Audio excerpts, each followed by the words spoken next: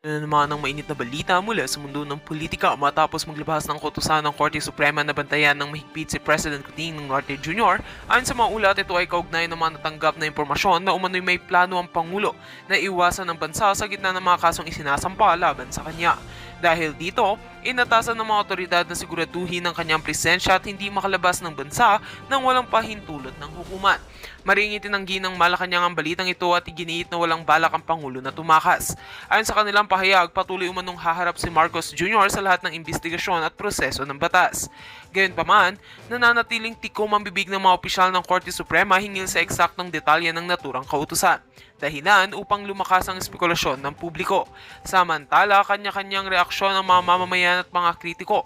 May ilan na nagsasabing indikasyon ito na nawawala na ang tiwala ng mga institusyon sa kasalukuyang administrasyon.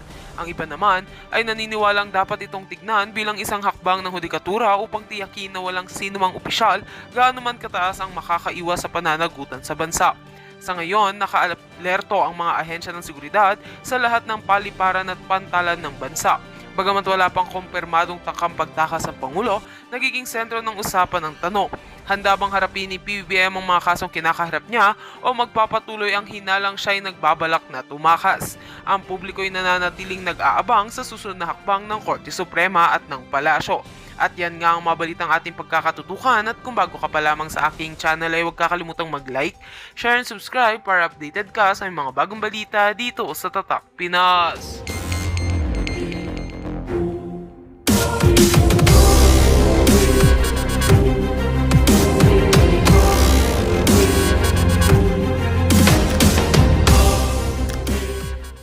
Kita nyo, durugista yung presidente nyo.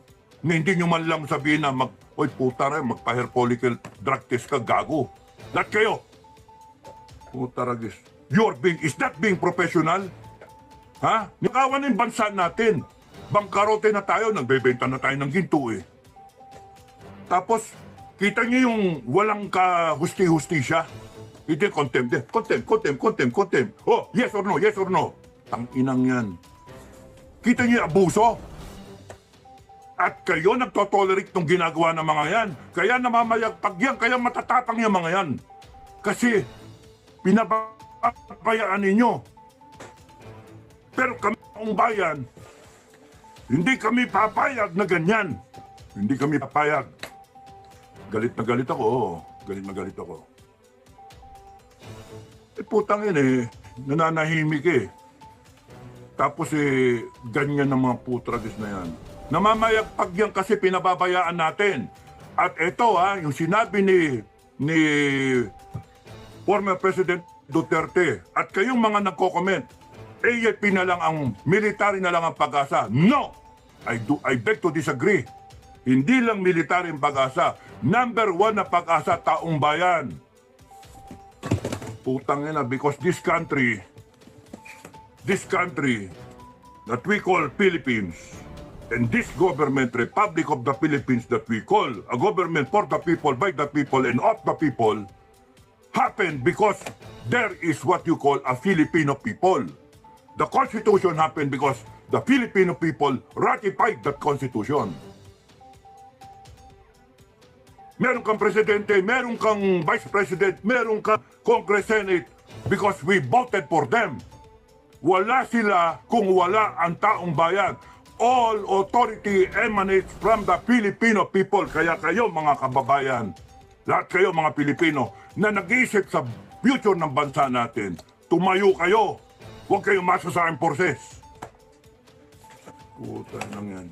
One time, big time. Tangin lang yan, panay ngak-ngak. Wala naman mangyari. One time, big time. Handa ba kayo mamatay kayo para sa bansa nyo? O panay salita lang? Handa ba kayo?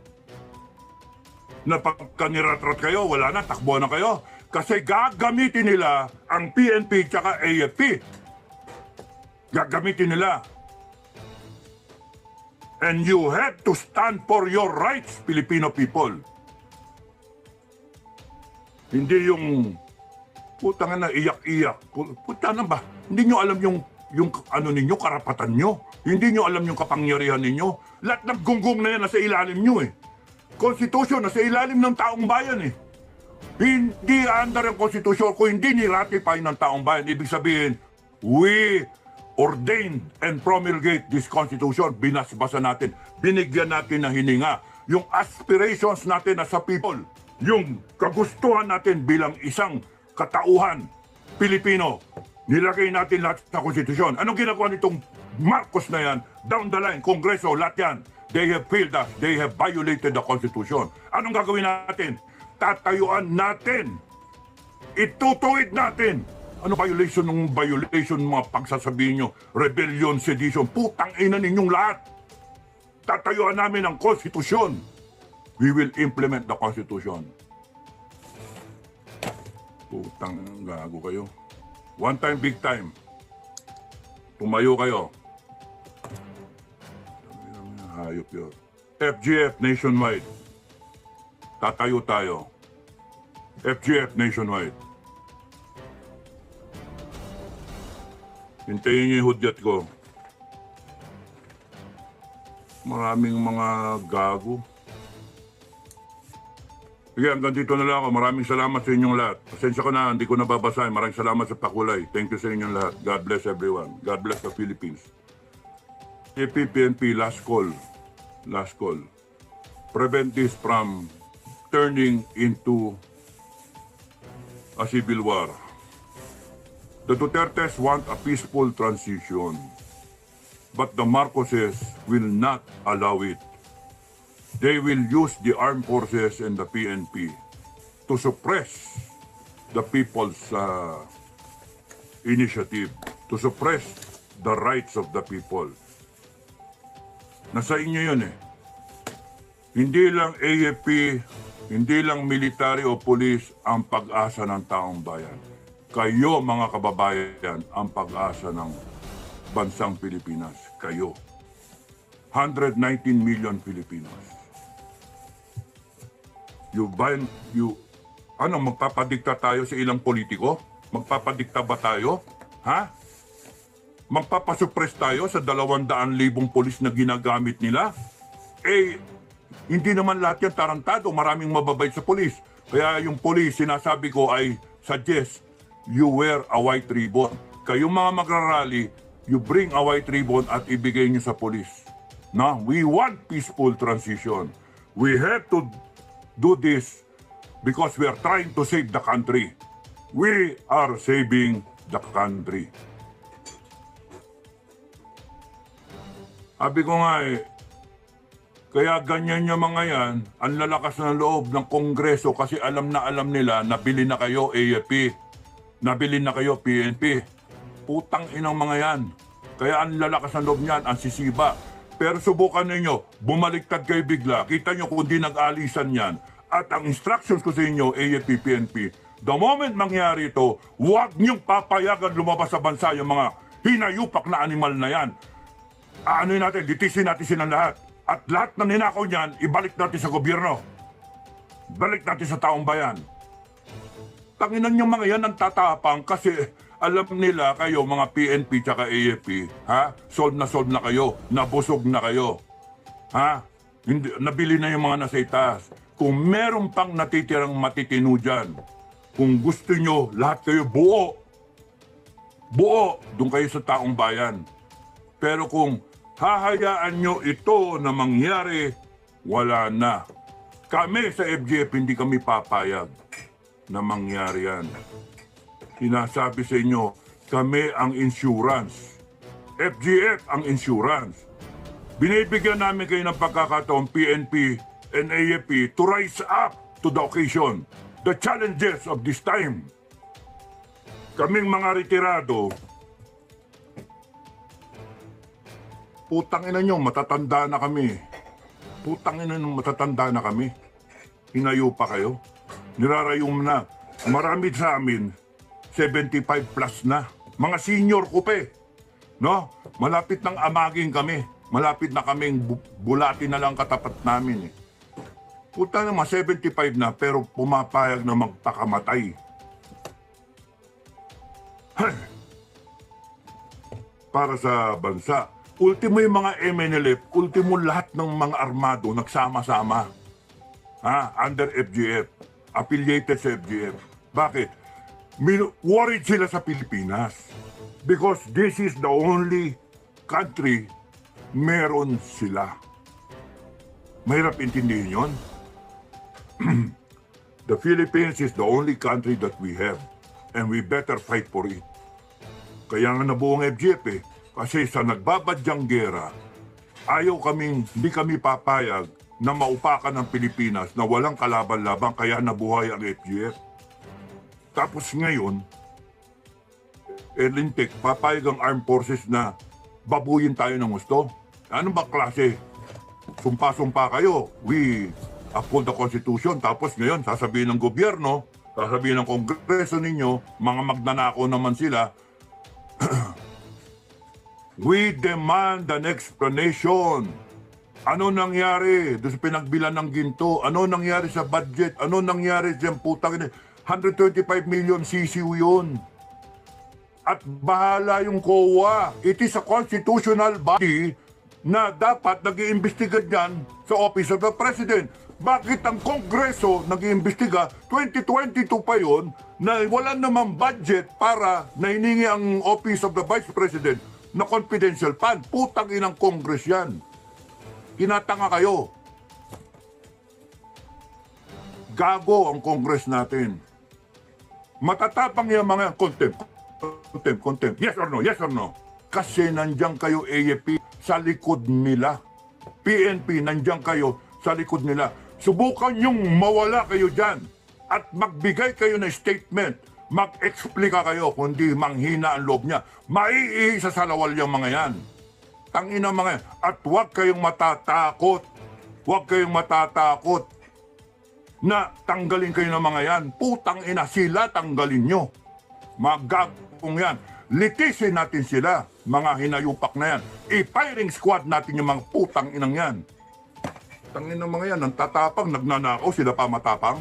Buhangan na yun. Sila binayolate nila yung konstitusyon at sila ngayon gagamit ng konstitusyon. Yan ang linyahan ng mga kriminal. Yan ang linyahan ng mga human rights. Di ba? Mahalaga kay Presidente BBM kuno yung human rights niya. Paano yung human rights ng President ni Vice President? Paano yung human rights ni Atty. Laika? Paano lahat yung human rights ni Kibuloy? Lahat ng mga kinontempt nila. Nila Eric, nila Badoy. Paano yung human rights ng mga vlogger na inaano nila? Tinatakot nila. Putang ina ninyo lahat kayo. Hindi kami natatakot. Tumayo kayo mga kababayan. Huwag kayo natatakot sa pananakot ng mga yan. Ginagamit yung konstitusyon natin para supilin tayo. Gagawa, matapos silang magdakaw, matapos silang umabuso, matapos silang gaguin tayo, babuyin tayo, we the sovereign Filipino people, we wanted a constitution na okay, perfect, that will situate yung Pilipinas natin maganda. Binaboy na ng matarantadong to binoto natin, ngayon gagamitin na yung konstitusyon. At gagamitin yung armed forces at mga PNP to suppress the people. Putang ina nyo, gusto nyo revolution talaga? Ha? Tarantado kayo. At lahat ng susunod sa akin, lahat ng susunod sa FGF, sumunod kayo. Hindi yung panay salita lang. Galit-galit. Tangin ang mga... Pwede ba yan?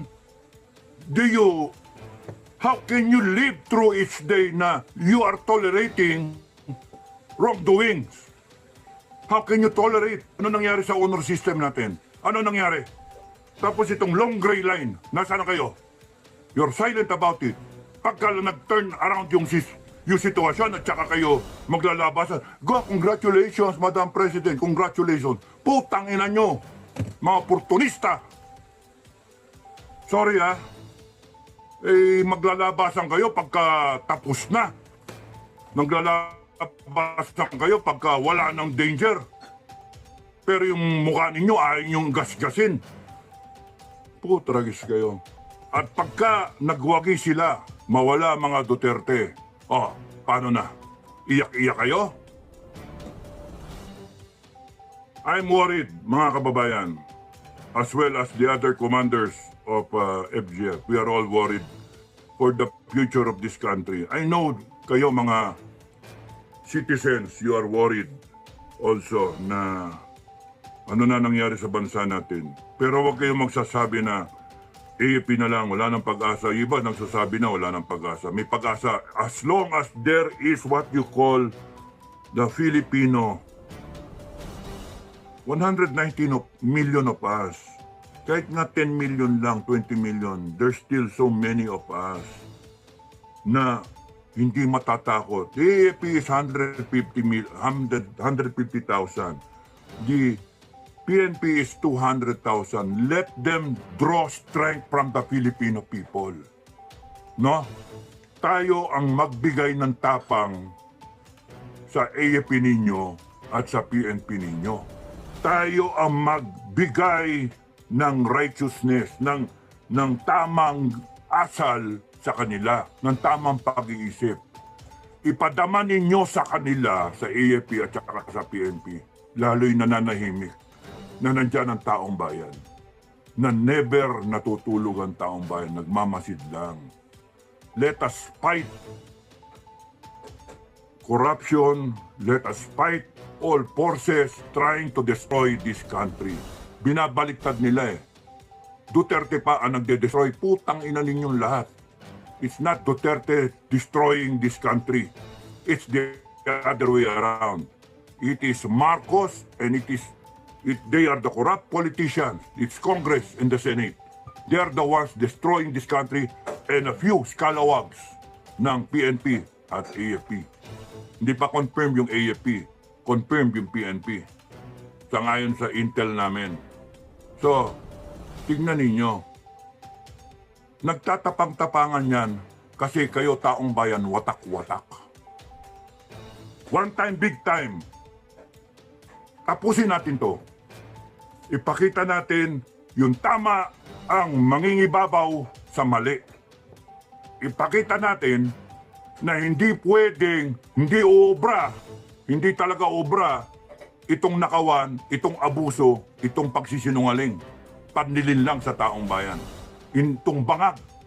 Putang ina. BBM, you should be subjected to a hair follicle drug test at lahat na nakapaligid sa'yo.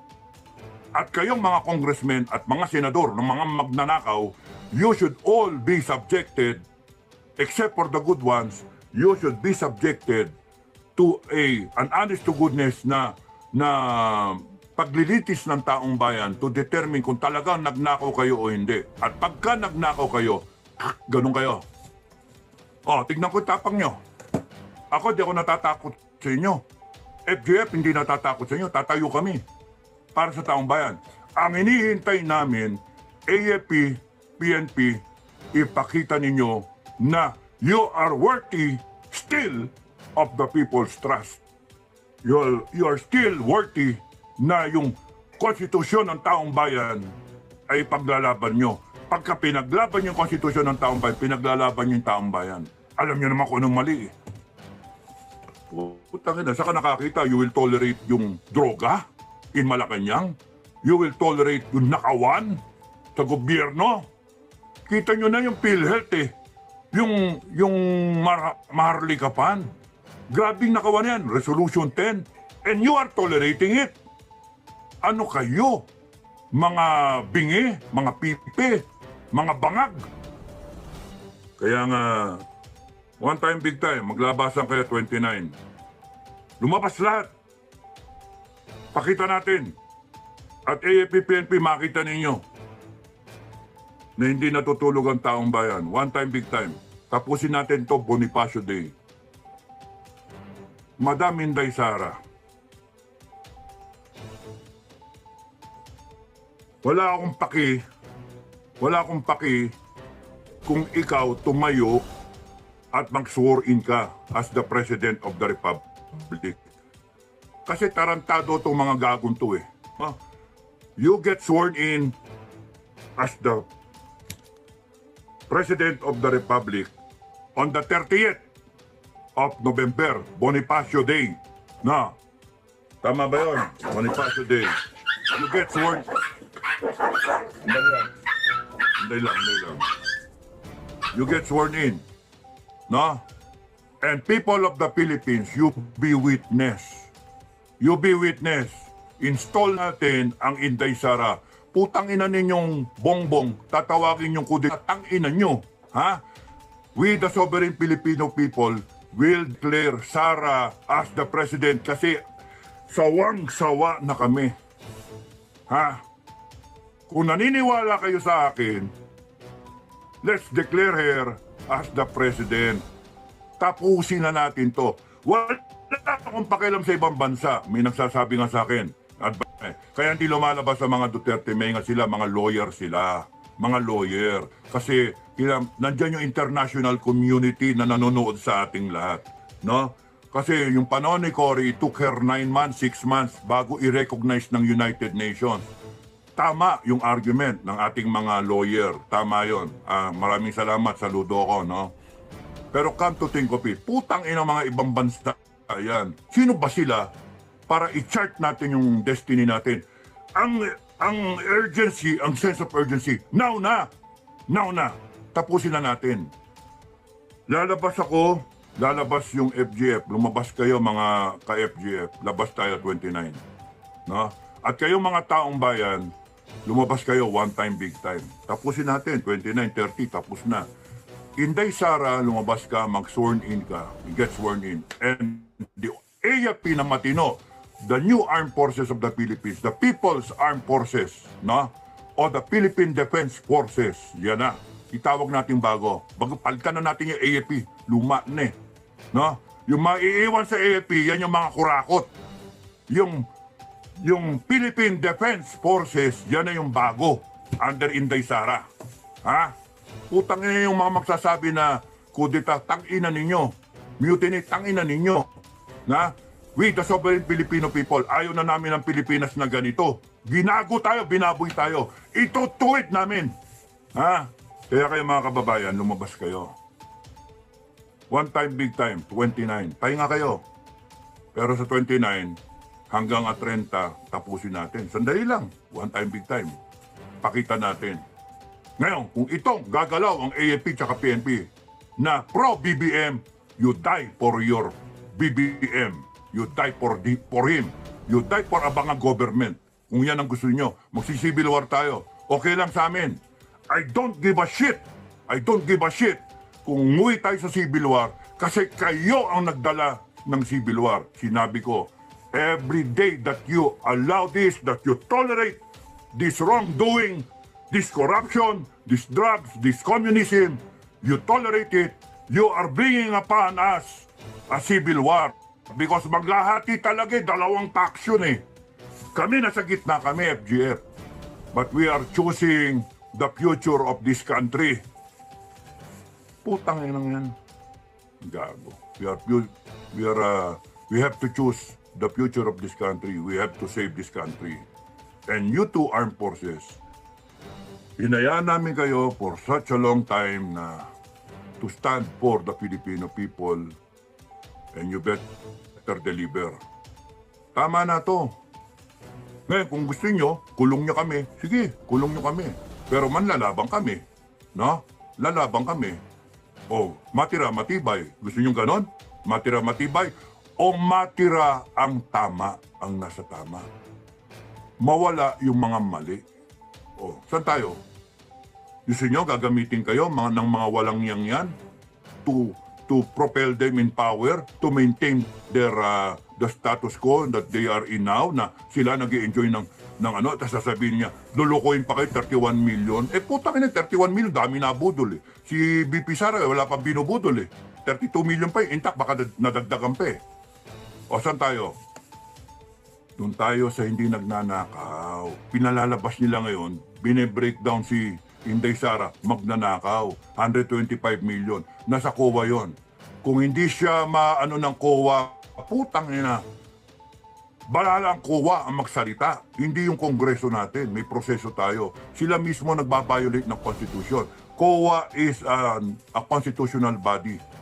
O tapos yung human rights natin, inutil. Dapat nga sa inyo, i-disband na kayo eh.